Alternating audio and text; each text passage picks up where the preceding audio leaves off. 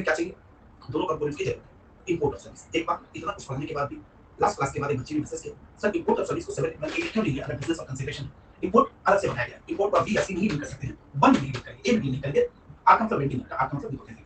Import of service या तो B में जाएगी या सी में जाएगी, इसका अलग स्पेसिफिकेशन दिया है, तो ए का कुछ सेंस नहीं होता है। यहाँ पे इंपोर्ट के लिए क्या चाहिए? सी, चाहे बिजनेस के लिए हो या बिजनेस के लिए ना हो, यानी पर्सनल भी होगा, इंपॉर्टेंट मैटर करता है, बाप बड़ा नतीजा सबसे बड़ा रुपया। ठीक है सर, फिर क्या है? आर है, बी है, आई है, पी है और ए है। ठीक है, यहाँ पे गुड्स और सर्विस की बात की गई, यहाँ पे नेगेटिव की बात की गई। आप मेरे ख्याल से नेगेटिव खत्म करूंगा। ये कौन से शेड्यूल की बात की गई? तीन शेड्यूल है जीएसटी, शेड्यूल 1, शेड्यूल 2 और शेड्यूल 3। सर आपको सब कुछ दिमाग में सेट गया है? हाँ बेटा। यहाँ पे हमें क्या जरूरत है? हमें यहाँ पे केवल जरूरत है बी की। आर का मतलब रिलेटिव डिस्ट्रीब्यूशन, बी का मतलब permanent disposal of business asset, input tax rate wash करके पढ़ लिए, आई का मतलब इंपोर्ट और सर्विस, बी का मतलब प्रिंसिपल, ए का मतलब एजेंट। ठीक है, ये पूरी कहानी है। हमने बी प्लस सी देखे, हमने इंपोर्ट और सर्विस में अच्छे डायग्राम बना के हर तरीके का डायग्राम बना दिया। एक चीज मैंने खाली आपको सिखाई, इंपोर्ट और सर्विस में अगर कंसीडरेशन वर्ड आया हुआ है, आंख बंद करो, बिना कुछ सिलेक्ट, बिना किसी टाइप को देखे बी में बैठा दो। और अगर इंपोर्ट और सर्विस में कंसीडरेशन नहीं है तो सिर्फ देखो कि रिलेटिव है नॉन रिलेटिव है। सर नॉन रिलेटिव है, हटा दो। रिलेटिव है, फिर देखो बिजनेस है नॉन बिजनेस है, बिजनेस है तो 7 में डाल दो, बाकी सारी चीजें नलिफाई हो जाती है। ठीक है सर, अब हम शेड्यूल 1 में जा रहे हैं। शेड्यूल 1 कुछ नहीं है, बहुत ही बेहुदा, बहुत ही महत्वपूर्ण चीज है जिसमें ये बताएगा मैं हवलदार हूं। बोला अच्छा तुम हवलदार? बोला हां। बोला ये गुड्स है, ये सर्विस है। बोला अच्छा यही बताऊंगा? बोला हां यही बताऊंगा। अब आप बताइए इससे अच्छी चीज क्या होगी? हैं?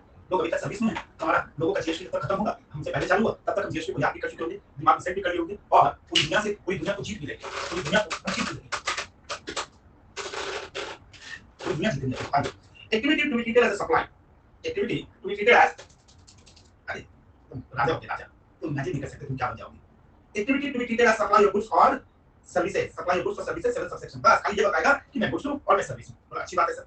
और क्या बताएगा? देखो शेड्यूल नंबर 2, मैं ज्यादा दिमाग नहीं लगाता हूं। शेड्यूल नंबर 2, शेड्यूल 2 क्या कहता है कि आपको खाली ये पता लगाना है कि ये क्या है, ये गुड्स है या फिर ये सर्विस है। मैंने कहा अच्छा बस इतनी सी बात सर, ये सब आप पढ़ेंगे। आप पे संपूर्ण भरोसा है हम लोगों को कि आप इन सब चीजों में दिमाग नहीं लगाएंगे। संपूर्ण भरोसा। You trust me? Yes sir we trust you.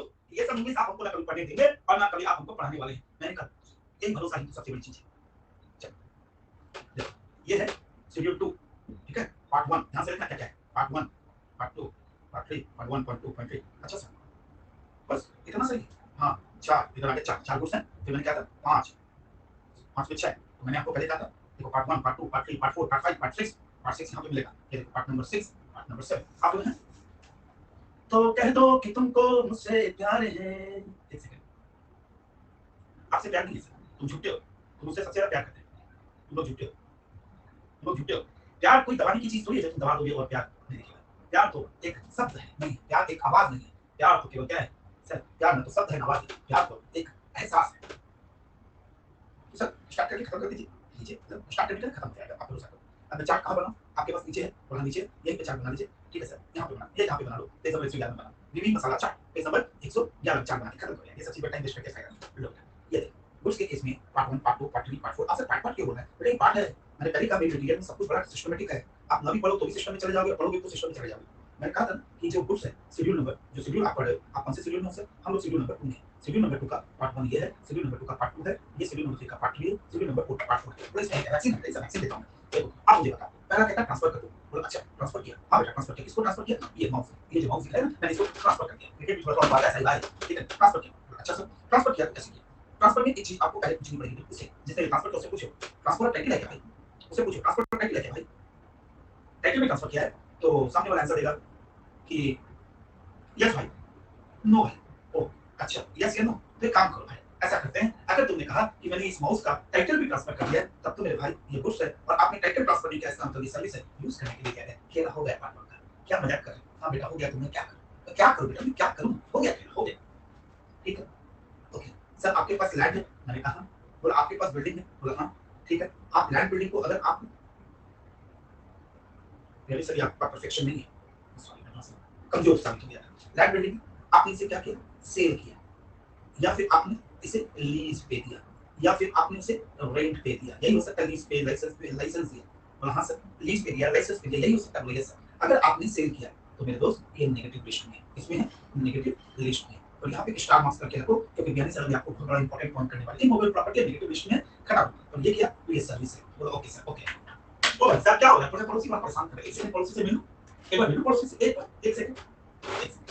कपड़े दे दो, कपड़े दे दो, जो भी आया कपड़े दे दो, चाकू पे धार करा लो, दिवाली है चाकू पे धार, 10 रुपया 10 रुपए, कपड़े दे लो। पड़ोसी आ जाएगा, बोले कौन है? वो आके देखे कौन है?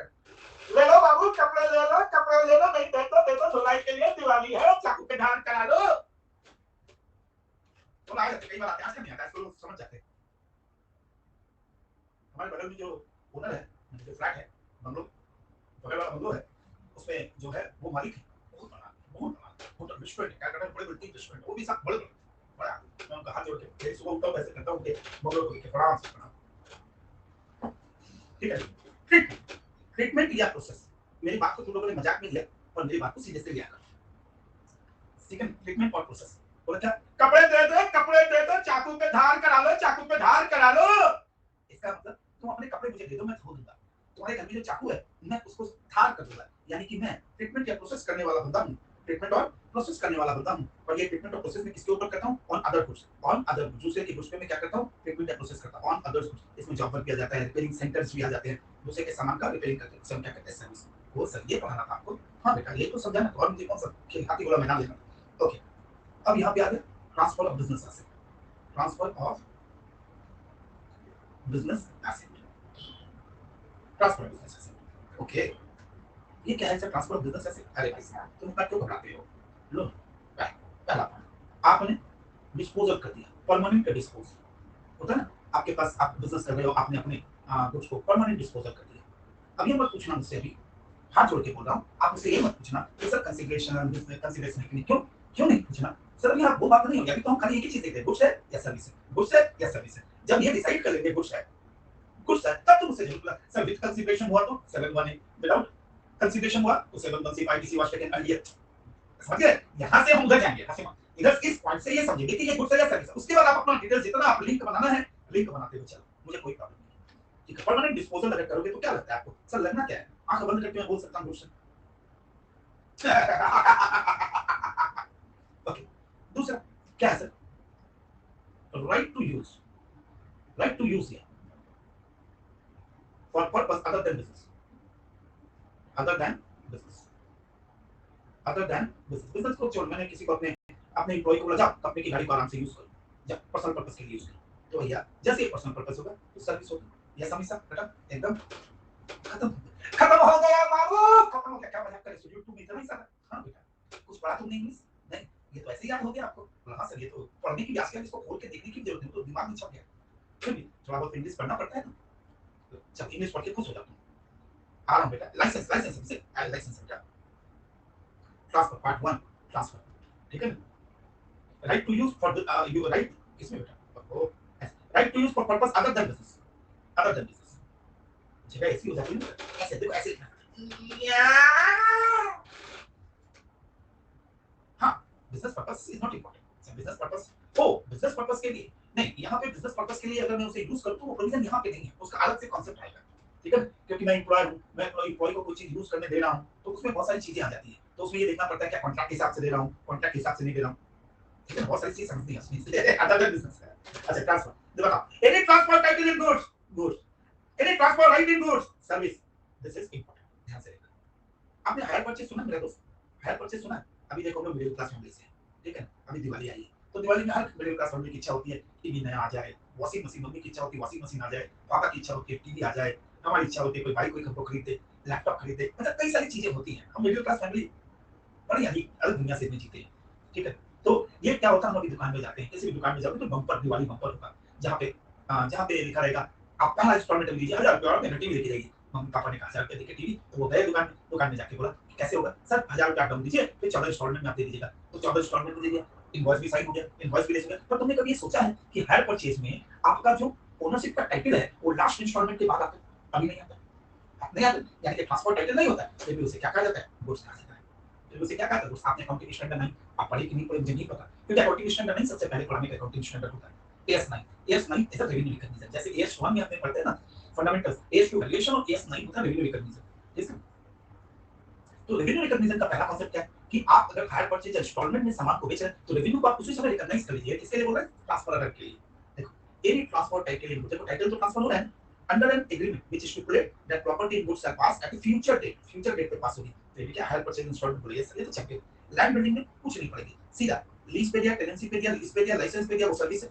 लीज या लेटिंग पे दिया तो सर्विस है, माथा नहीं लगाएंगे। इग्नोर, जो चीज पे टाइम नहीं लगाना उसको बर्बाद करना, नहीं। एनी ट्रीटमेंट चाकू वाला, एनी ट्रीटमेंट कोई आए नहीं, मम्मी मूवी लेके जरूर आ जाएगी, पड़ोसी सुने ना सुने मम्मी जरूर लेके आएगी। क्या तुम नाटक लगा के रखो? चाकू वाला 2 बार नीचे चली गई, तुम्हें चाकू से हाथ करा में कोई नहीं आया। मैंने कहा मुझसे तो पूछ लेती, मुझसे करवा ले। any treatment or process which is applied to another person goods, दूसरे के सामान पे बहुत सारा ट्रीटमेंट करती है, ऐसा नहीं होता है, दूसरे का सामान मिल जाएगा बस, उसके बाद ना बफर देखने वाले any treatment or process which is applied to another person goods, दूसरे के सामान पे बहुत सारा ट्रीटमेंट करती है, ऐसा नहीं होता है, दूसरे का सामान मिल जाएगा बस, उसके बाद ना बफर देखने का कुछ देखने का, जैसे गोपाल मेरी गाड़ी में घूमता है, गोपाल मेरी गाड़ी में घूमता है तो बफर थोड़ी देखा करते हैं, बफर उनको गर्लफ्रेंड को सीधा नजर रखोगी, तो another goods वो क्या होगा, सर्विस। जॉबर परफॉर्म करिए, जॉबर का like dyeing of fabrics in various colour, दूसरे के सामान पे जैसे ड्राई क्लीनर वाले जो होते हैं, जैसे चाकू धार कर, मजाक की बात है, मैंने ऐसा क्यों बोला चाकू धार करा लो, धार कर, ये आपको लाइफ लॉन्ग याद रहेगा कि सर ने क्या बोला था, चाकू वाले धार करा लो, तो तुम्हारे दिमाग में रहेगा कि जब भी किसी दूसरे के सामान पे सर्विस किया जाए, वर्क किया जाए, वो सर्विस में आता है। बोला हाँ सर ये बात है। अब आगे चॉकलेट, इसमें थोड़ा डिस्कशन चाहिएगा 2 मिनट का, आप ध्यान से सुनिएगा। रोहन ज्यादा मजे मत ले, स्कूटर नहीं चला रहे हो। ट्रांसफर ऑफ बिजनेस एसेट,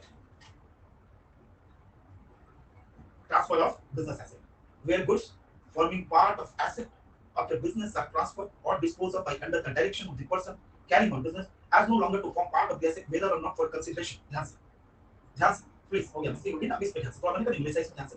आपने क्या किया, आपने परमानेंट डिस्पोजल किया, क्या किया आपने, परमानेंट डिस्पोजल किया, परमानेंट डिस्पोजल कर दिया। आप परमानेंट डिस्पोजल आप करते हो तो आज एक कॉमर्स के स्टूडेंट हो, अब तो वो आपका एसेट का पार्ट नहीं है। बोला नहीं सर, अब वो एसेट का हमारा पार्ट नहीं है, उसे हम क्या कहेंगे, बोल इतना कौन पड़ेगा सर, इतना नहीं पड़ेगा। अब ये लगता है वेदर और नॉट फॉर कंसीडरेशन, लॉजिक की बात है, अगर सी हो भी सकता है और सी नहीं भी हो सकता है। सी हो गया तो मैं उसको कहां लेके चला जाऊंगा, 7(1) में, और अगर सी नहीं है तो मैं उसको कहां लेके चला जाऊंगा, 7(1) में। इफ आईटीसी अवेल कर दिया, ये भी देख लेंगे। आप तुम लोग पूरी के पूरी पिक्चर को क्लियर कर चुके हो, बोले सर अब तो पूरी दिमाग में सेट हो गया सारी बातें, ये टॉपिक में कोई दम नहीं है। ध्यान से देखो, तुमने किसी ने मुझसे पूछा इस पॉइंट को देखो, कितना गंदा लिखा हुआ है, लैंग्वेज देखो इसकी, आपकी लैंग्वेज हम चेंज भी नहीं कर सकते, पर इसको छोटा तो कर ही सकते हैं। देखो, ए director using car provided by the company for personal travel, एक डायरेक्टर कार को यूज कर रहा है पर्सनल ट्रैवल के लिए या अदर बिजनेस के लिए, तो उसे क्या कहेंगे, सर्विस। और ऊपर पर देखो, वेयर बाय और under the direction of a person carrying on business, यानी कि कौन, मालिक, मालिक माने ओनर, ओनर के डायरेक्शन, ओनर ही डायरेक्शन करता है, मेरा बिजनेस है तो वही डायरेक्शन करूंगा।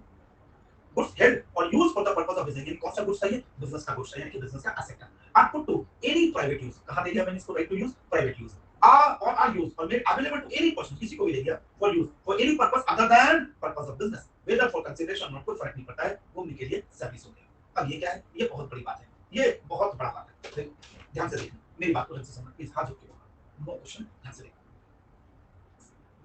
हमारा जो रोहन था एक रजिस्टर्ड बंदा है, रजिस्टर्ड है, ओके सर। 1 नवंबर 2021 को इसका रजिस्ट्रेशन कैंसिल हो गया, अब वो रजिस्टर नहीं है। तो आप एक बात सोचो, जब तक वो रजिस्टर का मजे ले रहा था, जीएसटी आईटीसी ले रहा था, ये कर रहा था, तो वहां से कर रहा था। 1 नवंबर को जैसे उसने रजिस्ट्रेशन को कैंसिल करा है, तो आप 31 अक्टूबर की रात को पहुंचा उसके अकाउंट में, 31 अक्टूबर की रात, ओके सर, 31 अक्टूबर की रात को उसके पास इनपुट है इन हैंड, और हासिल है, डब्ल्यूआईपी में भी होगा, बोले सर डब्ल्यूआईपी में भी होगा, फिनिश उसमें भी होगा, बोला हाँ सर होगा, और सब पे आईटीसी लेके बैठा ही होगा, बोला एकदम बैठा है सर, सब पे आईटीसी लेके बैठा होगा, इसे हम डीम्ड सप्लाई मान लेंगे। खेला हो गया ना, क्या हो गया, खेला, उसको क्या बोले, यानी कि अगर आपने बिजनेस को डिसकंटिन्यूड किया या आपने अपने रजिस्ट्रेशन को कैंसिल कराया, कोई बात नहीं, उसकी पिछली रात को जो भी आपके पास स्टॉक है, चाहे वो इन हैंड हो या डब्ल्यूआईपी हो, फिनिश हो, सारा का सारा को हम मान लेंगे डीम्ड सप्लाई, और उसके ऊपर आपको जीएसटी देना पड़ेगा। गजब ना, और इसे हम क्या कहते हैं, गुड्स। इसे क्या कहते हैं, गुड्स कहते हैं, तो हां से तो कॉमन सेंस की बात है, गुड्स कहते हैं। अब ध्यान से देखो, फिर any person cease to be a taxable person, cease to be a taxable person मतलब रजिस्टर था, रजिस्टर से वो क्या हो गया, अनरजिस्टर्ड हो गया, रजिस्टर से अनरजिस्टर्ड हो गया। अब रजिस्टर से अनरजिस्टर्ड क्यों हुआ, मे भी उसे लगा कि उसका टर्नओवर प्रोसेस करेगा, मे भी उसने उसका एसएससी की डेथ हो गई, हो सकता है ना एसएससी की डेथ हो गई, या हो सकता है उसने अपनी कंपनी को किसी दूसरी कंपनी के साथ अमालगमेट कर लिया हो, मर्जर में चला गया हो, कुछ भी कर सकता है, कई सारे रीजंस हो सकते हैं, या अपने बिजनेस को पूरा का पूरा बेच दिया हो, कई रीजन से उसने अपने आप को डिसकंटिन्यूड कर लिया। To be a taxable person, any goods forming part of the asset, any goods forming part of the asset, कोई एसेट का part of any business carried on by him shall be deemed to be supply, carried on by him, deemed supply, मान लिया ना, जिस दिन वो discontinued करेगा, जिस दिन अपने रजिस्ट्रेशन को कैंसिल करेगा, उसके पिछली रात को जो भी एसेट होंगे हम उसका क्या करेंगे, डीम्ड सप्लाई मानेंगे, और इसके बारे में मैं फर्दर डिस्कशन करूंगा सेक्शन नंबर 18 में। कहां पे डिस्कस करूंगा, सेक्शन 18। आप बोलेंगे सर 18 किसका है, तो गुड है, सेक्शन 18 इनपुट टैक्स क्रेडिट का सेक्शन है, वहां पे मैं डील करूंगा इसके बारे में। by him give supply by him in the course or furtherance of business immediately, देखो क्या बोला, immediately before cease to be a taxable person, जिस दिन वो taxable person cease होगा उसके पिछले दिन जो भी आपका इनपुट होगा, जो भी आपका WIP होगा, जो भी फिनिश गुड्स होगा, जो भी एसेट होंगे, उसको हम डीम सप्लाई ऑफ गुड्स मान के उसके ऊपर जीएसटी देंगे।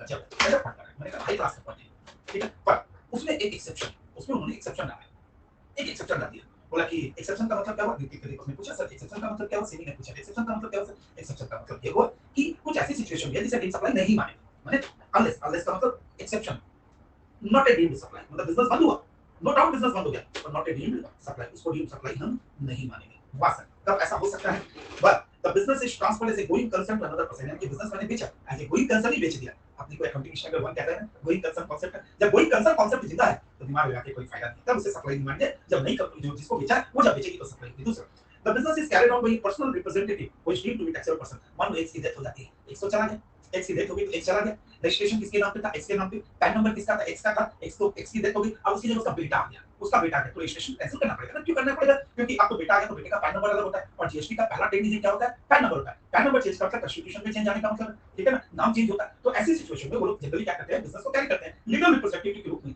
तो अब भी ये डीम्ड सप्लाई के कैटेगरी में फॉर्म नहीं करेगा, बहुत लॉजिकल पॉइंट्स इन्होंने दे दिए। अगर ऐसे कोई कंसर्न अगर आपको तो या एज लीगल रिप्रेजेंटेटिव अच्छा कैरी करना बिजनेस को तो कैरी मानो उसको, फिर इसको डीम सप्लाई मत मानो। Tax A trader is winding a business, business को बंद कर रहा है, any goods left in stock, आगे बेटा बिजनेस को बंद के any goods left in stock shall be deemed to be supplied by when GST shall be payable, अगर आपने बिजनेस को बंद किया तो जो भी आपके पास स्टॉक उसे डीम सप्लाई मान के जीएसटी लगा देंगे। बाल लूट लिया मुझे तो तुमने, सर शुगर कैन जो अभी लैंड से सर्व नहीं हुआ है उसमें भी सप्लाई मान लेंगे, तो मेरा गलत, तुमने कहा शुगर कैन जो अभी जमीन से कटा नहीं है, तो जब कॉन्ट्रैक्ट होता है ना महाजन के साथ, तो कॉन्ट्रैक्ट का पहला लाइन होता है, आप मुझे काट के दोगे खेत नहीं दोगे, आप मुझे काट के दोगे खेत नहीं दोगे, जैसे वो कटिंग होगी ना वैसे ही वो सप्लाई की कैटेगरी में चला जाएगा, ठीक है। इंटर और इंटर को डिपेंड करता है, ये तो इंटर ही होगा, इसमें इंटर का तो कोई मतलब ही नहीं होता।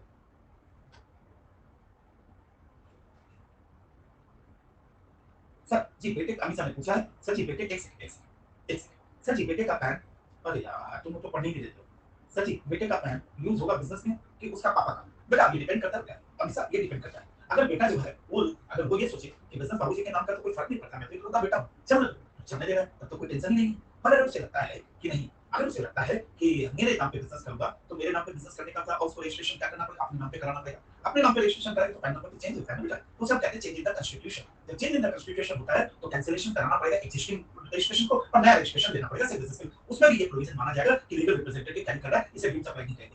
नेक्स्ट सही सर रजिस्ट्रेशन कैंसिल होते ही कैपिटल सीजी भी लाइक जाते जाते जीएसटी पे करके जाना चाहिए।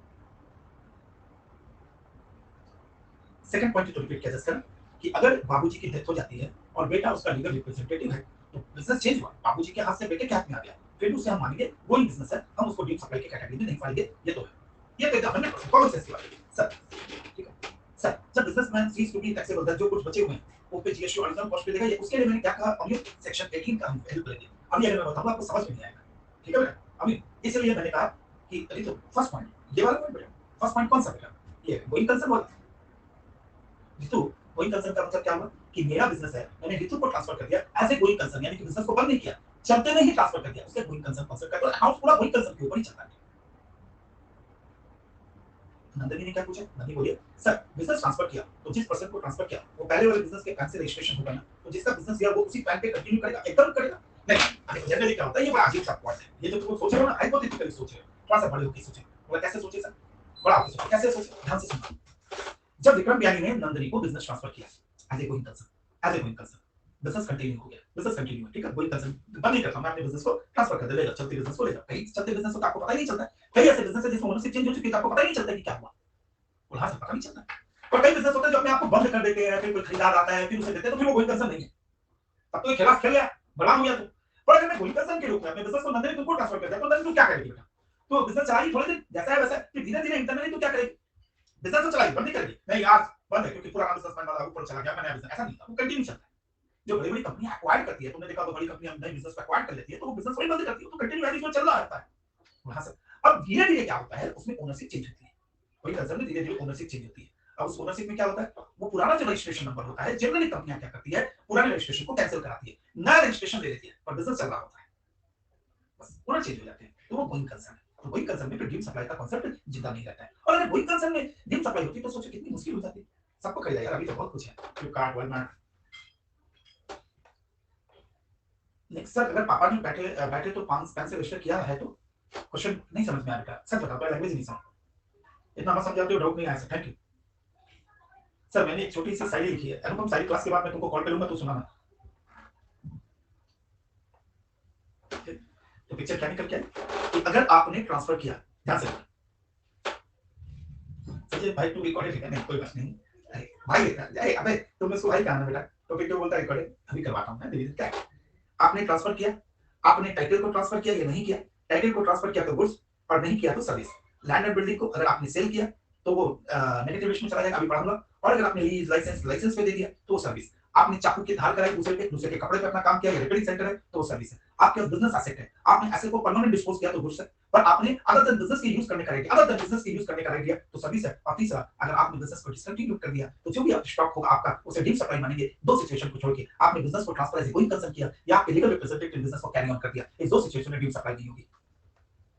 सर साहब वो बोल रहा है कि पापा ने बेटे के नाम से रजिस्टर किया है तो यही पूछा, तो पापा ने बेटे के नाम पे रजिस्टर किया तो क्यों दिमाग लगा रहे हो यार।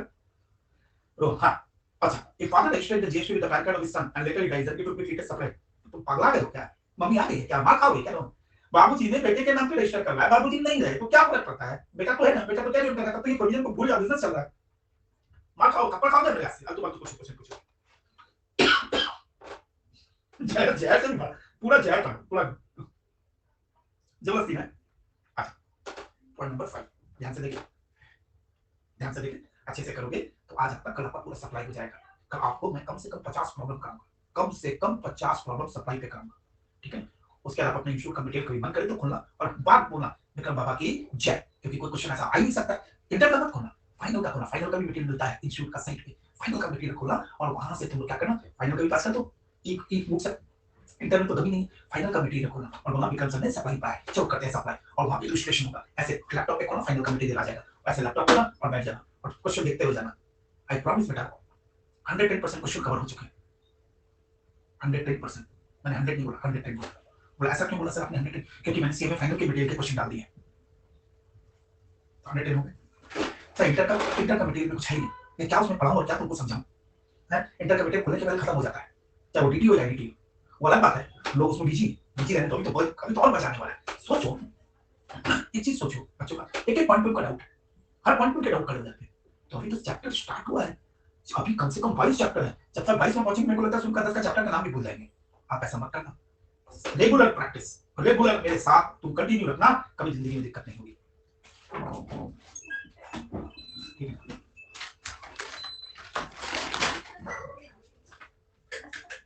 चलो देखो, द फॉलोइंग 6 क्या बताया था, 4 गुड्स 6 सर्विस बताया था ना, 6 ये आगे 6 देखो, पढ़ने के साथ खत्म, पहले रीडिंग करो खत्म, बोला कैसे सब देखो ना, पढ़ो। Renting of immovable property, sir service, property को, इमूवेबल प्रॉपर्टी को रेंट करूंगा तो सर्विस है, इसमें आप क्या पढ़ाओगे और क्या समझाओगे आगे बढ़ो। एक एग्जांपल है सर, देखो ना, renting of telecom tower supply of service, जैसे ग्लोबल जीटीए है, क्या बोलते हैं जीटीएल है, जीटीएल जो है वो क्या करती है, टावर सप्लाई, टावर की फैसिलिटी देती है वोडाफोन एयरटेल को, उनके टावर के थ्रू जाता है जीटीएल के थ्रू सर्विस। नेक्स्ट ये आ गया पॉइंट नंबर बी, इसको करो, एक इंपॉर्टेंट, दो इंपॉर्टेंट, तीन इंपॉर्टेंट, चार इंपॉर्टेंट, पांच इंपॉर्टेंट, छह इंपॉर्टेंट, सात इंपॉर्टेंट। होटल भी 5 स्टार भी होते हैं, 7 स्टार भी होते हैं, ये 7 स्टार होटल है, ठीक है ना। ये कौन सा होटल है, 7 स्टार होटल है। नीचे यहाँ पे पूरी की पूरी जगह दी गई है, बोला हाँ सर इस जगह पे आप चार्ट बनाओगे, और आज के बाद कभी जिंदगी में इसको खोल के नहीं देखोगे, पहले बता देता हूँ। हाँ नेगेटिव लिस्ट कैसे, मेरे को लगता है नेगेटिव लिस्ट में पहुंचने वाले हैं, तो तकलीफ है, कहीं जाना है, दिलबर से मिलने जाना है क्या, इसने पूछा था ये नेगेटिव लिस्ट वाला पॉइंट, दूसरा ने पूछा था।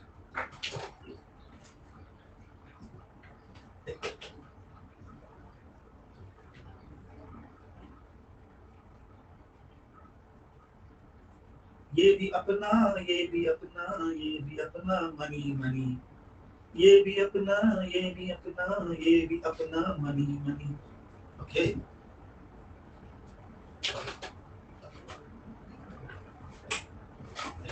अब क्या हो, ध्यान से ये एबी लिमिटेड, एबी लिमिटेड क्या कंपनी है, कंस्ट्रक्शन कंपनी, जैसे डीएलएफ है, यूनिटेक है, आम्रपाली है, construction company. Okay sir, construction company, इस कंपनी में इस घर का कंप्लीशन हुआ 1 जनवरी 2022। क्या संजय, कब हुआ? एक 1 2 3 4 5 6 7 8 9 10 11 12। अच्छा, थैंक यू गाइस। ये क्या? 1 2 3 4 5 6 7 8 9 10 11 12 से नीचे खाली क्यों है? भैया पार्किंग है। एरिया खाली क्यों? ये क्या है और ये क्या है? ये जो है, ये वाला जो ब्लू में sold after completion certificate, sold after completion certificate, जब म्युनिसिपैलिटी ने कंप्लीशन सर्टिफिकेट दिया उसके बाद ये भी किया। ठीक है, ये वाला येलो वाला कौन है? Sold before completion certificate, completion certificate मैंने कंप्लीट होने के पहले। ठीक है, फ्लैट में जनरली यही होता है, जो बड़े बड़े फ्लैट होते हैं तो उसमें तो बुकिंग पहले हो जाती है, कहाँ से हो जाती है? अमाउंट रिसीव्ड, आओ तेजा आओ, रिसीव्ड इन पार्ट और इन फुल। एक घंटा गया हूं मैं रहूंगा और कुछ करना है तुमको? अमाउंट रिसीव्ड इन पार्ट और in full, amount received in part और in full before completion certificate. Booking करते हो तो आप 10% 5% थोड़ा बहुत देते हो कि नहीं देते हो? कंप्लीशन सर्टिफिकेट देते हो ना? बस यही कहानी है मेरी जुबान। ध्यान से देखो, आप जो लिखा ध्यान से देखो। Sold after completion certificate negative list. Sold before, before है इसे सर्विस माना गया है। माने बिल्डिंग बनना चालू हुई और आपने बुकिंग करवा ली, कैसे मिल गया? इसका मतलब आपको सर्विस दी है। ये हम कहा, this is example of work contract. Note down किया? डिपार्टमेंट कहता है बुकिंग करने के कंप्लीट होने के पहले आपके फ्लैट को बुक कर लिया गया, बना नहीं है, बुकिंग चालू हो गई, इसका मतलब आप क्लाइंट को सर्विस दे रहे हो, मैं जीएसटी लगाऊंगा।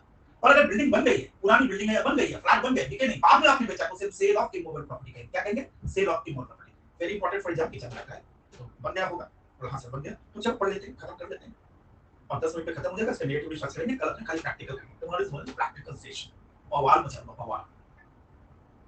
कॉपी लेके बैठना, पेन पेंसिल कलरफुल, मजा आ जाएगा। ये भी बता देता हूँ, कल आपको 2018 मई नवंबर 2019 में 2 एग्जाम, 18 में 2 एग्जाम, 20 में 1 एग्जाम, 5 6 एग्जाम का पेपर मैं कल सॉल्व करा दूंगा। हैप्पी?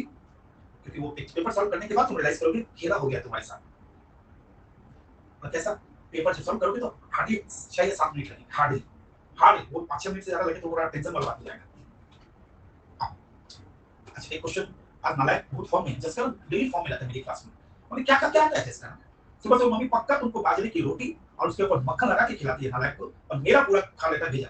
सर जी 10% में बुकिंग अमाउंट दूंगा, वो तो सर्विस हो गई। नहीं, पूरा पे बुकिंग अगर होगी तो पूरे के ऊपर सर्विस मांगता मैं, पूरा सर्विस मांगता है। बहुत अच्छा क्वेश्चन उसने पूछा है। तो उसने बोला कि सर बुकिंग तो हम 10% देते हैं, फिर 10 आपने ध्यान नहीं दिया सर। जब आप कोई फ्लैट बुक कराते हो ना तो 10% अब 2 लाख रुपए बुकिंग में देते हैं, फिर 1 महीने की भी तो 10% देते हैं, फिर जैसे जैसे एक फ्लोर खड़ा होता है 10% पोजीशन पे हम आपको लास्ट का पोजीशन में जाके 10% देते हैं। Construction of a complex, construction of a complex, या building, या civil structure, or a part thereof, including a complex of building intended for sale to a buyer, बना ही रहा हूँ सेल करने के लिए, सभी बनाएंगे सेल करने के लिए, only a party except when the entire consideration has been received after issuance of completion certificate, यानी कि completion certificate के बाद अगर बेचा जाए तो वो फिर नेगेटिव लिस्ट में है। where required by the competent authority after its first occupation, which is the उसे कहेंगे सर्विस। इतना इंग्लिश कौन पढ़ेगा? इतना इंग्लिश पढ़ने का टाइम नहीं है, हमारे दिमाग में सेट हो चुका है। देखो डीएलएफ एक बिल्डर है, 20 फ्लैट उसने बनाए, 15 फ्लैट सोल्ड बिफोर कंप्लीशन, ये सर्विस होगी। 5 flat consider receive after issuance of completion, ये नेगेटिव लिस्ट होगी। क्या सर, मैं क्या करूं? खत्म हो गया तो मैं कहां से क्या करूं? Next point number C, point number C, point number C. आपने आईपीआर का नाम सुना? Intellectual property right. IPR intellectual property right, जैसे पेटेंट एंड कॉपीराइट, ट्रेडमार्क, ये सब कहते हैं इंटेलेक्चुअल प्रॉपर्टी राइट। बोलो ओके सर। अब इस इंटेलेक्चुअल प्रॉपर्टी राइट के लिए आपने क्या किया? इस इंटेलेक्चुअल प्रॉपर्टी राइट को आपने ट्रांसफर किया। क्या किया मेरे दोस्त? बोला सर मैंने ट्रांसफर कर दिया। अच्छा, इंटेलेक्चुअल प्रॉपर्टी राइट को ट्रांसफर कर दिया। बोला अब मैं आपसे क्या पूछूंगा? क्या पूछोगे सर? मैं आपसे पूछूंगा ये जो आपने ट्रांसफर किया है, ये कभी बता दो कि तुमने जो ट्रांसफर किया है ये आपने परमानेंट किया है या टेम्पोररी किया है? बोला सर परमानेंट किया है। परमानेंट किया है तो गुड्स, टेम्पोररी किया है तो सर्विस। क्या हो गया?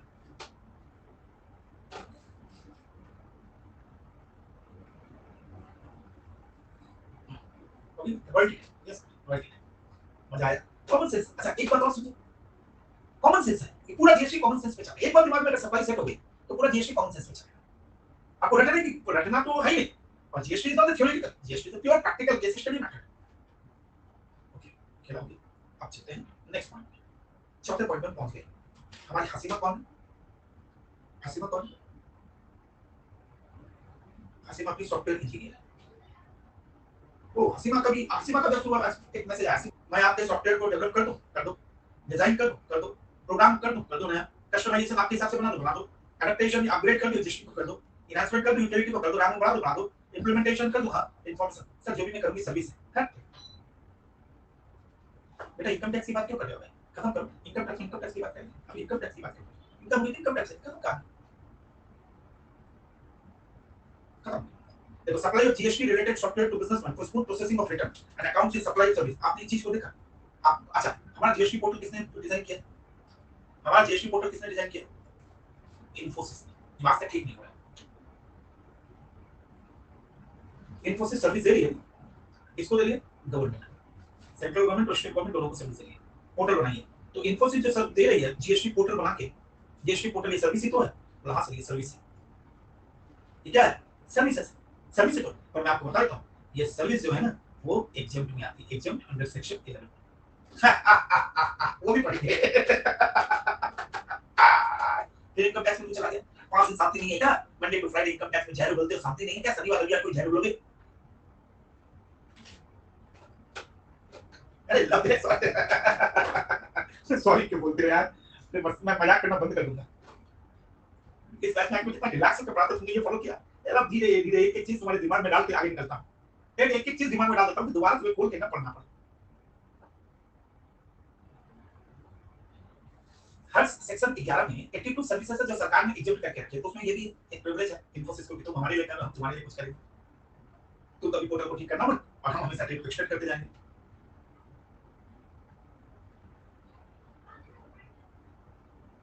सर कल मैंने कुछ गलती करी थी, मम्मी को सॉरी की जगह मैं लव यू बोल दिया।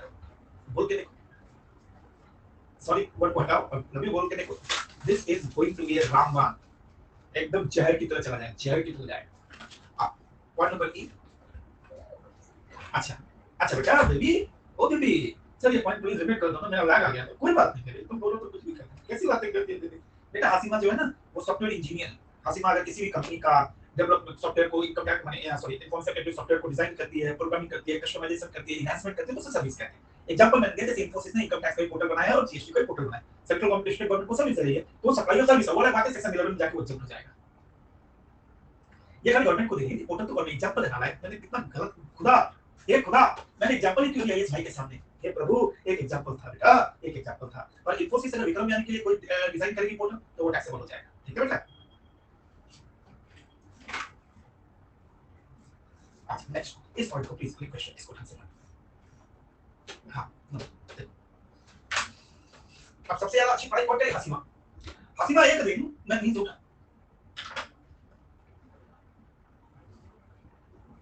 बिल्कुल चाय पीने गया।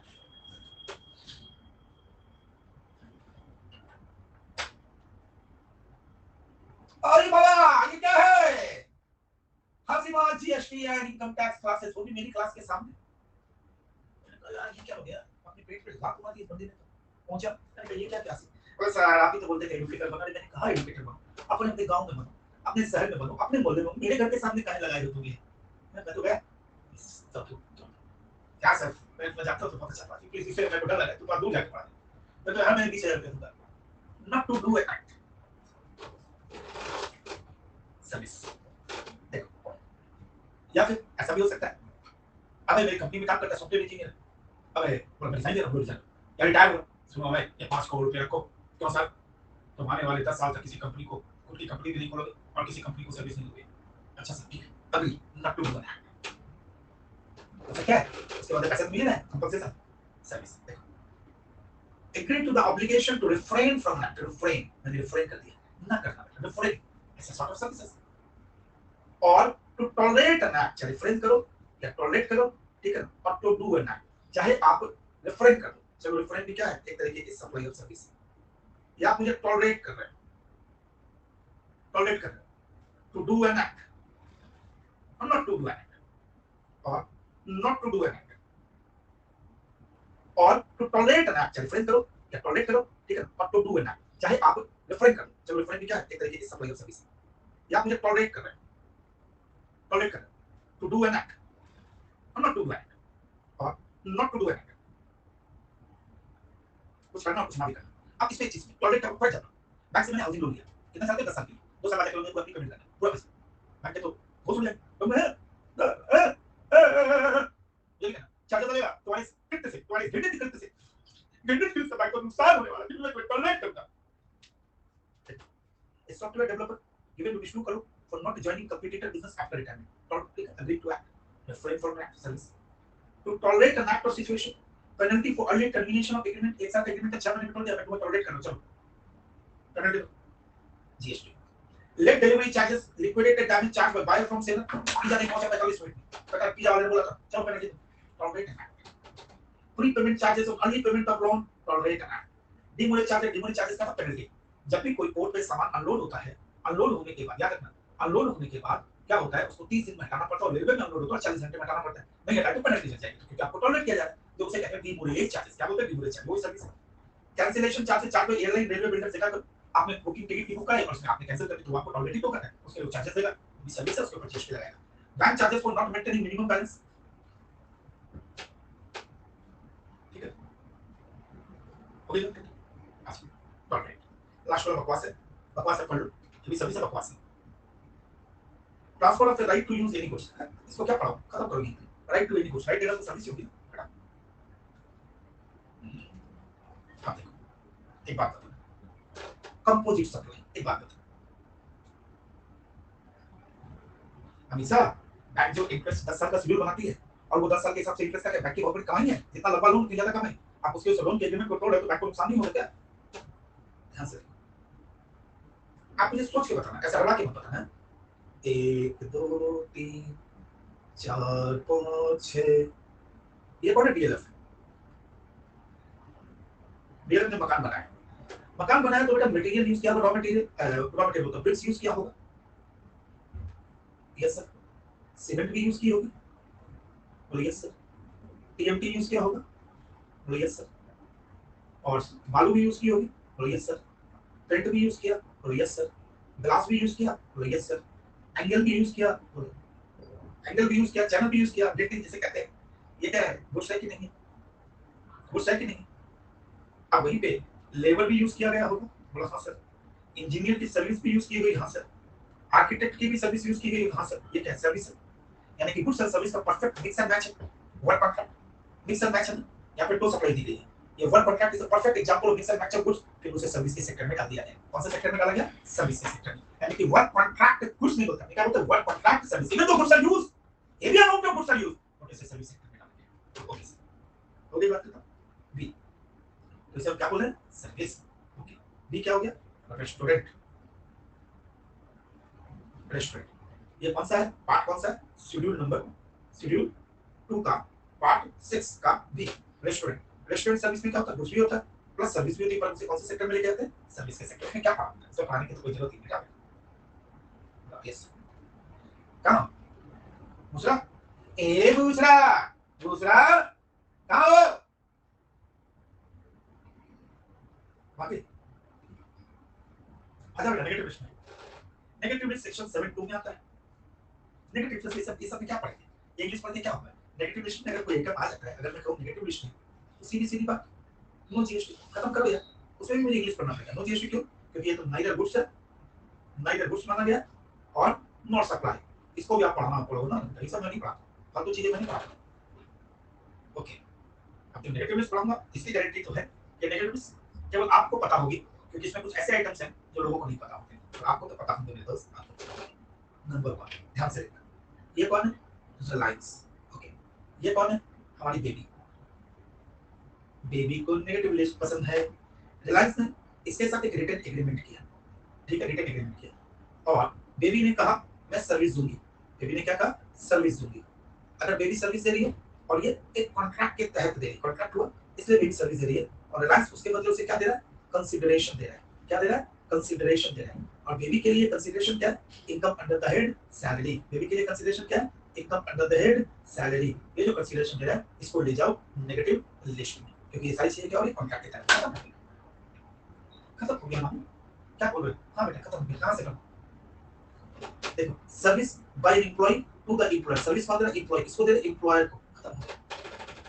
रिजीम पता एरिया होता है, जब टैक्स रिजीम, टैक्स का अपना एक एस्पेक्ट है अपना area. Okay, service by any court और ट्राइब्यूनल, सर्विस बाय, अब इन्हें मेरे खिलाफ केस फाइल कर दिया, अब इन्हें मेरे खिलाफ एक केस फाइल कर दिया, अब इन्हें मेरे खिलाफ केस फाइल किया, कहां केस फाइल किया? हाई कोर्ट में, सुप्रीम कोर्ट में या ट्राइब्यूनल में। तो ये लोग क्या करेंगे कोर्ट वाले, और ये जो इसके लिए फीस पे करना पड़ता है, फीस ऐसे नहीं कि फ्री में चलेगा, फीस पे जो करते हैं वो नेगेटिव लिस्ट में। खत्म हो गया मानो, खत्म हो गया। तो सर्विस किसने दी? कोर्ट ने दी, ट्राइब्यूनल ने दी, किसको दी? अभय को दी, उसके बदले फीस ली, उसके ऊपर नेगेटिव लिस्ट। अच्छा सर, अब ये बहुत बड़ा पॉइंट आता है, मैं इसको छोटा बनाता हूं। देखो लोग इसको लेके बहुत माथापच्ची करते हैं, अपने पास माथापच्ची करने का टाइम नहीं है। ऐसे चार्ट बना लेना, chart number 1, chart number 2, chart number 3, इतना फालतू टाइम नहीं है। और हाँ सही हो गया, एक बार तो याद हो जाना चाहिए वो सब चीजों को लेके। देखो ध्यान से,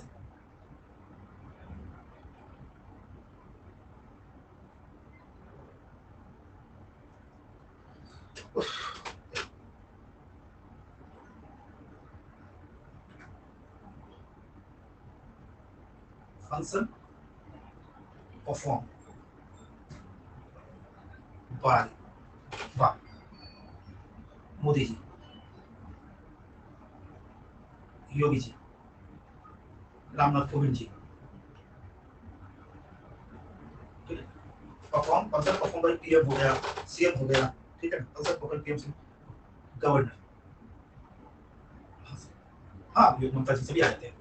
chief justice of India, attorney general of India, chief justice of India, attorney general of India, और कौन आते हैं उसमें? अटॉर्नी जनरल है, चीफ जस्टिस, सब याद है। ये सब किसमें है? ये सब नेगेटिव लिस्ट में। Service perform by, service perform by MP, member of parliament, MLA, member of legislature assembly, या फिर member of local authority, member of local authority, member of local authority, या लोकल अथॉरिटी या member of panchayat. ये जो service देते हैं ये भी किसमें है? नेगेटिव लिस्ट में। खत्म हो गया कौन? तो क्या टोटल, यानी कि फंक्शन परफॉर्म बाय कौन? Member of parliament, member of legislature assembly, member of local authority या municipalities, member of panchayat, negative list में। प्रधानमंत्री, मुख्यमंत्री, हमारे राष्ट्रपति, हमारे गवर्नर, मतलब क्या governor, chief justice of India, attorney general of India, तो इन लोगों के लिए है। ठीक है, next function perform by director और मेंबर,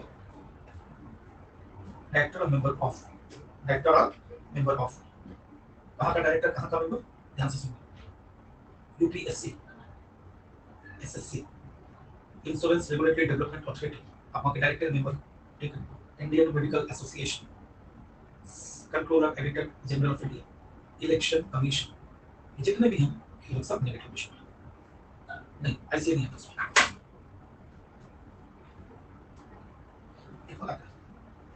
सर ये अटॉर्नी जनरल के बारे में थोड़ा बता सकते हैं? कल न्यूज़ में देख रहा था कि आधे घंटा हर सरकार, अटॉर्नी जनरल ऑफ इंडिया का मतलब होता है जो भी सरकार आती है, सरकार का पक्ष रखने के लिए लॉयर की जरूरत होती है ना। तो सरकार अपने पक्ष को रखने के लिए हाईकोर्ट या सुप्रीम कोर्ट में जाने के लिए अपने पक्ष को रखने के लिए, जैसे आप कहिए तो आप भी तो लॉयर रखते हो, तो सरकार अपना लॉयर रखती है, उसे कहते हैं अटॉर्नी जनरल ऑफ इंडिया, ठीक है, उसे कहते हैं अटॉर्नी जनरल ऑफ इंडिया।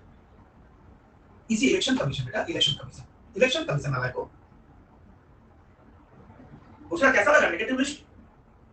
उसका नेगेटिव लिस्ट कैसा लगा? ऐसे या ऐसे से क्या क्या लेना देना? ऐसे गवर्नमेंट ऑर्गेनाइजेशन है जिसमें नौकरी, लोग नौकरी करते हैं, और नौकरी करते हैं वो लोग, वहां पे एम्प्लॉई है। CAG, controller editor auditor general of India, अगर आपको याद होगा विनोद रे, जिन्होंने कोड स्कैम 2G 3G, वहीं से तो सीएजी का पता चला कि सीएजी बोल के एक ऑर्गेनाइजेशन होती है जो गवर्नमेंट ऑडिट करती है। अटॉर्नी जनरल ऑफ इंडिया की पकड़ा गए हो, मम्मी आ गई है, 3 बार बता दिया attorney general of India, chief justice of India, गलती हो गई बाबा, अगली बार से पढ़ के चलो नेक्स्ट। ये हो गया, हाँ सर ये हो गया 3 नंबर। गजबी की हो सर, गजबी कर दी। अभी तो बाकी है पिक्चर, अभी तो बीबी स्पेशल आया नहीं, भी आएगा। अलविदा, अलविदा, अलविदा, अलविदा, अलविदा, अलविदा। ये कौन है सर? Football, burial, crematory, mortuary, including transportation of deceased. मरने के बाद सर्विसेज होती है ना, गाड़ी में लेके गए, स्वर्गरथ में लेके गए, फुटबॉल में लेके गए, बच्चे। ये तो आपको पता ही, सेल ऑफ लैंड बिल्डिंग पढ़ने की जरूरत है या हो गया? सेल ऑफ लैंड बिल्डिंग पढ़ने की जरूरत है, हो गया? और इसमें देखो अच्छे से लिखा है, देखना तो तुमको कैसे समझना तो क्या लिखा है। Sale of land and building subject to clause B para 5 of schedule 2। देखो क्या लिखा है, ध्यान से देखो, पारा 5 शेड्यूल 2 एंड क्लॉज बी। अब देखो कैसे मैं दिखाना चाहता हूं, तुम देखो, ये देखो क्या था, हम शेड्यूल 2 में थे, पारा नंबर 5 था, शेड्यूल 2 में थे, ये शेड्यूल 2 में थे हम लोग, कहां से आप शेड्यूल 2 में थे, उसका पारा 5 था, उसका बी। आप समझे मटेरियल की वैल्यू, हमारी मटेरियल ऐसे बनी हुई है, कोई बैक पॉइंट भी पड़ेगा तो वो क्रॉस लॉस में चला जाएगा।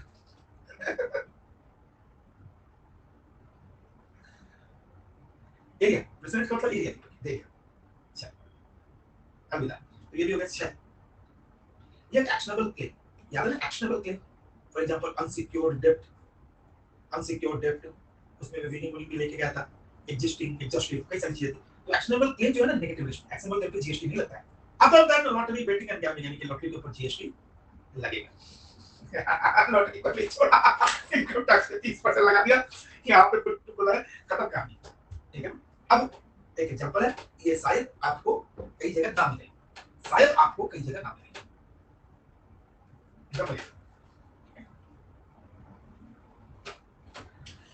तो अब मैं कैसे इसको बताऊं। ये नेक्स्ट पेज है बेटा आपके पास, नेक्स्ट पेज है, पेज नंबर 118, देखो क्या तो चालू है 118 में डूब जा, 118 में डूब जा, ध्यान से एक एक चीज को सीखो। ओके सर, क्या कराने वाले हैं सर? अरे बेटा यानी सर की क्लास में तो कुछ तो लोगों से अलग सीखो।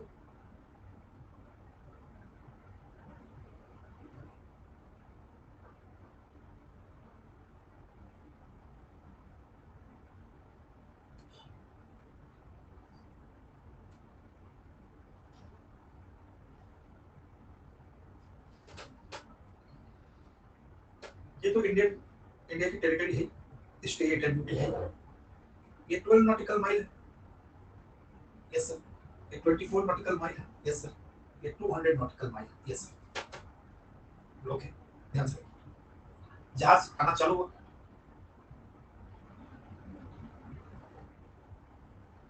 जहाज यहाँ पहुंचा, जहाज केरला के पोर्ट पे पहुंच गया।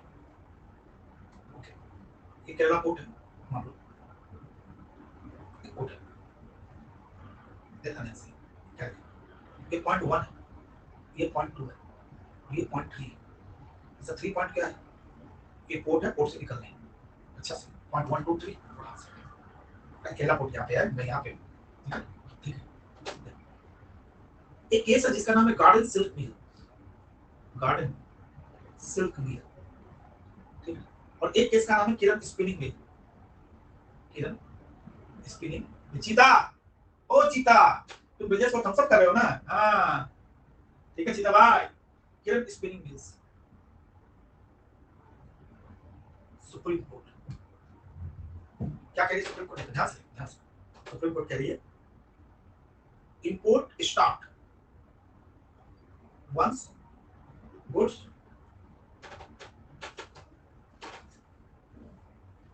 ठीक है, इंपोर्ट स्टार्ट वंस गुड्स, लिख गधा कहीं का, पता लिखो कि नहीं, फटाक से लिख, import start once goods enter into territorial water, enter into territorial water,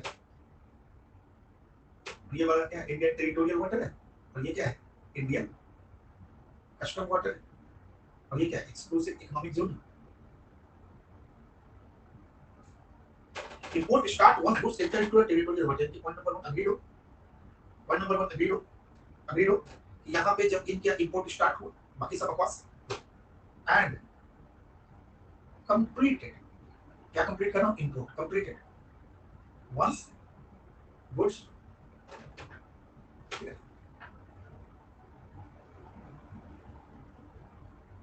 territorial water and complete once goods process, तेरी तो आज मैं लंका लगाने वाला हूँ, याद रखना, goods cross custom barrier, goods cross custom barrier, मतलब पॉइंट नंबर 3,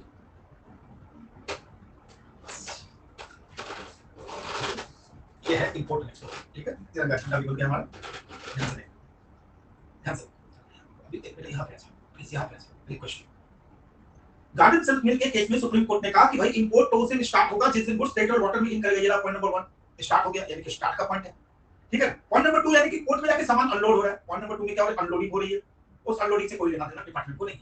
फिर होता है completed once goods crosses the custom barrier, यानी कि बात किस पॉइंट की कर रहा है, जब वो पोर्ट से सामान निकल रहा है तो इंपोर्ट खत्म हो जाता है। यानी कि अगर मैं ये कहूं कि इंपोर्टेड गुड्स कब तक है, इंपोर्टेड गुड्स तब तक ही है जितने तक वो पोर्ट के भीतर तक है। जैसे ही पोर्ट से गुड्स निकलता है इंपोर्टेड वर्ड हट जाना चाहिए। क्यों हट जाना चाहिए, क्योंकि इंपोर्ट खत्म हो गया।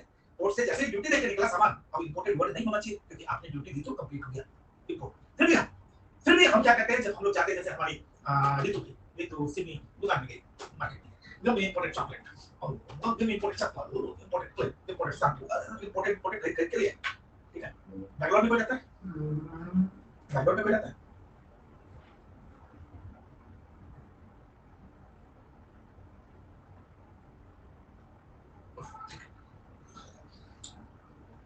मैं उनकी बात नहीं कर रहा हूँ, मैं तुम लोगों से पूछ रहा हूँ।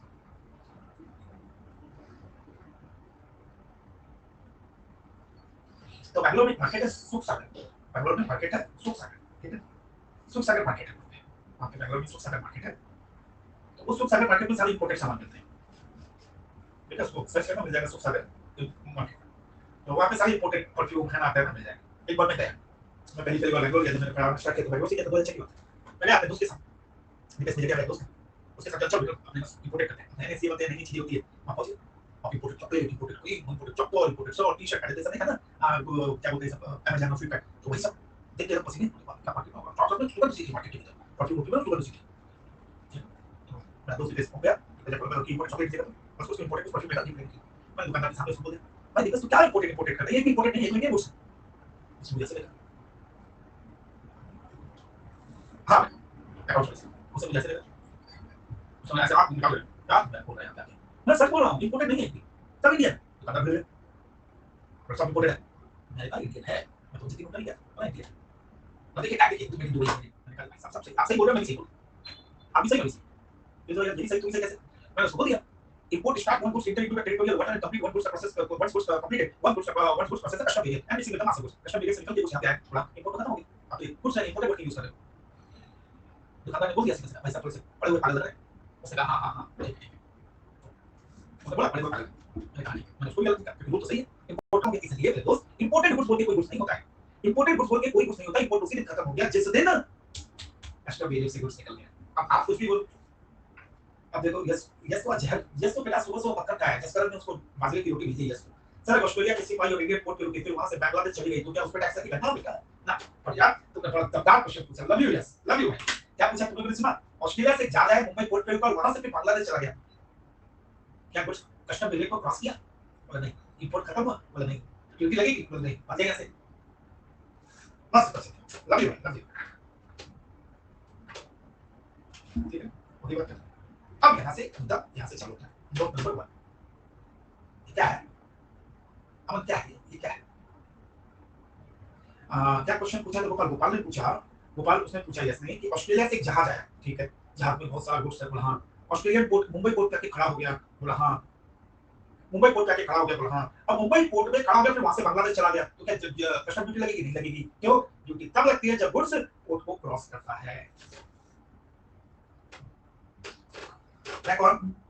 दीदी। ये कौन? हमारी ऋतु। कहाँ की ऋतु? यूके की। दीदी कहाँ है? इंडिया में। ओके, ऋतु का फोन आया, ऋतु कॉल दीदी। Hello, yes, I'm from London. Yes ma'am, yes ma'am. बोलो ma'am. I need product A. You have the product A. I heard that you are in stock of product A. Yes ma'am, I have a big stock of product A, but this product is not right now, not available in India. But I need one. बोलो क्या? I will manage. मैंने अपने मित्र केनियो को phone किया, वो कहाँ पे? वो यूएई में। कहाँ पे? यूएई में। ठीक है, मैंने अभी बोला यार प्रोडक्ट है क्या तेरे पास?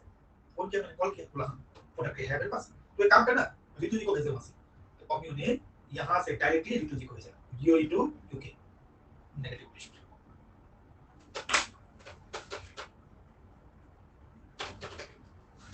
समझ गए क्या? यानी कि मैं एक कंट्री से सामान लेके दूसरी कंट्री पे, मैं एक कंट्री से सामान लेके दूसरी कंट्री में अगर सप्लाई करता हूं बिना इंडिया में लाए, तो सप्लाई को सप्लाई नहीं मानेंगे, नेगेटिव लिस्ट में लेके जाएंगे। पर फिर आप मुझे बोलोगे सर कमीशन और ब्रोकरेज मिला, ठीक है, कमीशन ब्रोकरेज में जीएसटी लगेगा, मैं सप्लाई की बात कर रहा हूं। खत्म हो गया मामू, खत्म हो गया। बोले क्या पढ़ा है सर? किसी को नहीं पता मैंने क्या पढ़ा है। आप देखो negative list, out and out supply, नाम देख रहा है, इंग्लिश के नाम देखो ना, नाम देख के घबरा मत, out and out supply, out and out supply, इतना इंग्लिश में भारी भारी नाम। मर्चेंट ट्रेडिंग ट्रांजैक्शन, हाँ अच्छा ऐसे भी हो सकता है। A person registered in India, VV, procuring goods from China, India, and sending the same directly to customer in UK shall not be liable to pay tax on said supply in view of the above inserted part. खत्म हो गया। Sir ऊपर ही पढ़ो ना थोड़ा सा sir. As per explained in paragraph 7, schedule 3, supply of goods from a place in non-taxable territory, non-taxable territory means out of India, non-taxable territory, UK में तुम्हें जीएसटी नहीं लगेगा, बांग्लादेश में तुम्हें, इंडिया के पास है non-taxable territory, to another place in non-taxable, यानी कि non-taxable से non-taxable, जैसे चाइना से UK या फिर यूएई से UK, without such goods entering into India, India में नहीं लेके आया, shall be regarded neither supply of goods nor supply of service. Love you. कैसा लगा, कैसा लगा, कैसा लगा मेरे दोस्त। एग्जाम्पल 2 की देख दो सर, पर आप ध्यान से देखना, ध्यान से देखना। मान लो रिपोर्ट एरिया है, रिपोर्ट है ना, यस, सामान यहाँ आके यहाँ अनलोड हुआ। अब पोर्ट एरिया में क्या होता है, वेयर हाउस में हम सामान को रखते थे,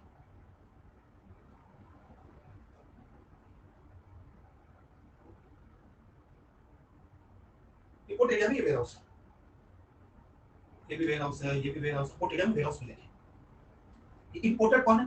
वीवी है। इंपोर्टर कौन है? वीवी है। वीवी ने इंपोर्ट किया और अभी वेयर हाउस में सामान को रख दिया, तो क्या ड्यूटी लगेगी? क्या ड्यूटी लगेगी? क्या खाली इतना बता, ड्यूटी लगेगी? जोड़े मन में बोल दिया नहीं लगेगी सर, ईशान बोला नहीं लगेगी, क्यों नहीं लगेगी? तो सामान निकला ही नहीं है सर, पोर्ट में तो है, अभी तो सामान निकला ही नहीं है, पोर्ट में है। अब वेयर हाउस से फिर जब होम कंजम्पशन के लिए निकलेगा, यानी कि पोर्ट से निकलेगा होम कंजम्पशन के लिए, तब ड्यूटी लगेगी। अभी वेयर हाउस में सामान को स्टॉक कर दिया, फिर थोड़े दिन बाद होम कंजम्पशन के लिए निकालेगा। होम कंजम्पशन के लिए कब निकलेगा? After payment of custom duty, after payment of custom duty, जब कस्टम ड्यूटी को पेमेंट करके पोर्ट एरिया से निकलेगा। ओके सर, अब ध्यान से देखो, सामान किसका? वीवी का है सामान। अचानक मेरे पास फोन किसका है? अचानक मेरे पास वैभव का फोन है, चेतन का फोन है। चेतन, हेलो विक्रम सर। मैंने कहा बेटा आपने भी वो चाइना से सामान लाया है? मैंने कहा क्या आप मुझे दे देंगे? मुझे पैसे बेचना, ये तो ले। तो इस वेयर हाउस से मैंने इस वेयर हाउस में उसको चेतन के वेयर हाउस में ट्रांसफर कर दिया। ये तो फैक्ट कहां है? यह कहां? इधर ही है, पोर्ट एरिया में। Negative list,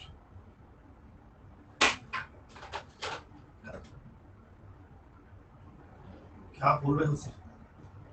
ware house to warehouse, port के भीतर पोर्ट में काम चल रहा है, तो निकलेगा तब सोचेंगे। अच्छा एक बात समझिए ऐसी का, एक बात समझिए ऐसी का, तुमने ये सारी चीजें एक बार में कैप्चर क्यों कर ली तुम्हें पता है? तुम लोगों ने ये चीज सोचा, तुम लोगों ने कैप्चर कैसे किया ये चीज?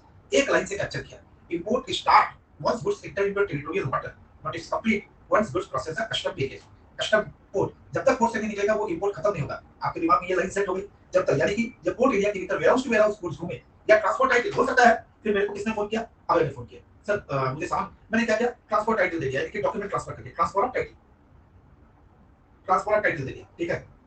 तो एक काम करो, जो सामान ये title transfer warehouse to warehouse में नहीं किया, मैंने ट्रांसपोर्ट टाइटल दे दिया, नहीं सकता ट्रांसपोर्ट टाइटल किसको दे दिया? अभय को दे दिया, मैंने अभय को दे दिया। अब गुड्स कौन क्लियर करेगा? गुड्स कौन क्लियर करेगा? अभय क्लियर करेगा। तो अभय को जो ट्रांसपोर्ट टाइटल दिया वो भी नेगेटिव लिस्ट में, क्यों? अभी तो गुड्स निकला ही नहीं।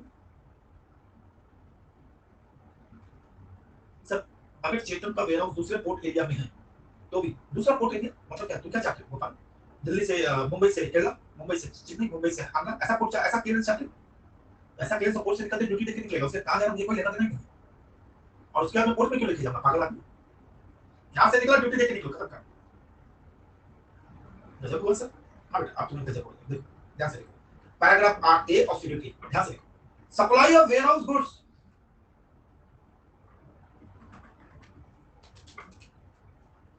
Supply of warehouse goods. तो मेरी जान जब तुम्हें मालूम नहीं, अभी अभी नई बैटरी लगी है। Supply of warehouse goods to any person, VV2 चीता, VV2 चेतन, याद आ रहा है? VV2 Chetan, before clearance of home consumption shall be regarded neither supply of goods nor supply of service। बवाल मच गया सर, बवाल क्या? तो सब ये देखो, supply of goods by consignee what Vikram Biani to any other person away by endorsement of documented title to the goods after the goods have been dispatched from the port of origin located outside India but before placed on consumption survey regarding tender ये सब अब नहीं मजा आ रहा है, अब बोल कर दिया आपने सब, अब मजा नहीं आ रहा है। ये तुम्हें कोई नहीं पढ़ाएगा इंटर में, याद रखना है, इंटर में तुम्हें कोई भी नहीं पढ़ाएगा ये पॉइंट, पर मैंने आपको सिखाया। क्यों सिखाया? क्योंकि मैं तो आई नो टीचर, मुझे पता है इंपोर्ट एक्सपोर्ट में कस्टम पढ़ाता हूँ बड़े प्यार से, तो कस्टम मुझे पता होने के कारण मैंने तुम्हें कस्टम सिखाया। मुझे पता था बिना कस्टम सीखे तो ये पॉइंट हो ही नहीं सकते, मैंने तुम्हें कस्टम सिखाया। तो कस्टम जैसे तुमने सीखा तुम्हारा माइंड सेट हो गया, और कितना अच्छा उस बंदे ने जैसे कितना अच्छा क्वेश्चन भी पूछा ऑस्ट्रेलिया टू वाला, ठीक है, जब दिमाग में कस्टम सेट हो गया, ये सब तो पकाऊ से भी पकाऊ है, ये आ गया तो एग्जाम में आग लगा दे।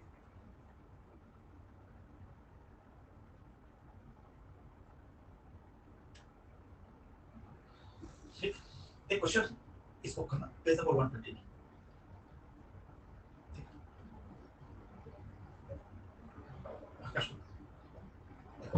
120 में पॉइंट ध्यान से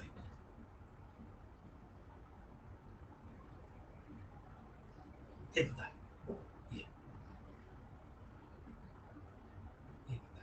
ये कौन, ये नमक, ये कौन अपना मलाइक क्षेत्र, ओके, एक और चैरिटेबल ट्रस्ट,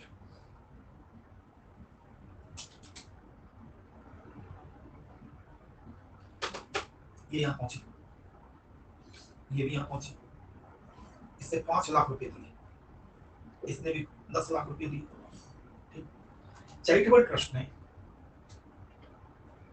क्या किया, नमन का नाम डिस्प्ले किया, डिस्प्ले कर दिया, बोर्ड पे लगा दिया, सुनाई अच्छी होगी, ठीक है, और यहाँ पे भी डिस्प्ले किया, सीता का नाम डायमंड से दिया, अच्छा डिस्प्ले द नेम ऑफ चेता। अब ये सप्लाई है कि इसके दो कंपोनेंट्स को समझ लेना, सप्लाई के दो कंपोनेंट्स को समझ लेना। नमन का जब नाम डिस्प्ले हुआ, ये विदाउट एनी कॉन्ट्रैक्ट हुआ, विदाउट एनी कॉन्ट्रैक्ट, मतलब नमन ने तो बस 5 लाख रुपए दे दिए थे, नमन ने 5 लाख दिए out of love and affection, charitable trust उसके नाम को लिख दिया, नॉट ए सप्लाई, ये सप्लाई नहीं है। पर अगर चीता ने बोला, अगर चीता ने बोला, ठीक है, चीता ने बोला कि चीता ने बोला कि मेरा नाम आपको लिखना है, मेरा नाम आपको लिखना है तभी मैं 10 लाख दूंगा, यानी कि अगर ये बोला गया कि under terms of contract, under contract है, तब जीएसटी यस है।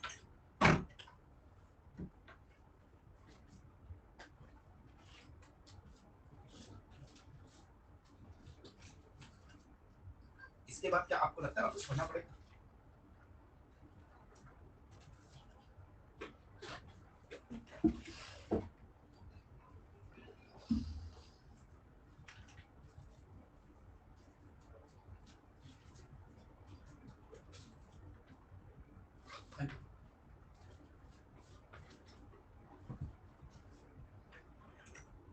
इसके बाद ना तो आपको इंग्लिश पढ़नी है, ना कोई आपको हिंदी पढ़नी है, ना आपको कुछ करना है, सब कुछ कीजिए।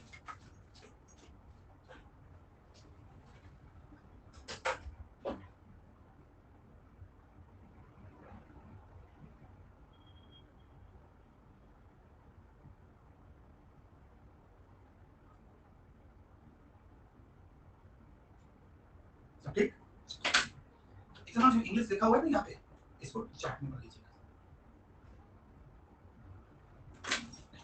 फिर मिलते हैं कल प्रैक्टिकल के साथ,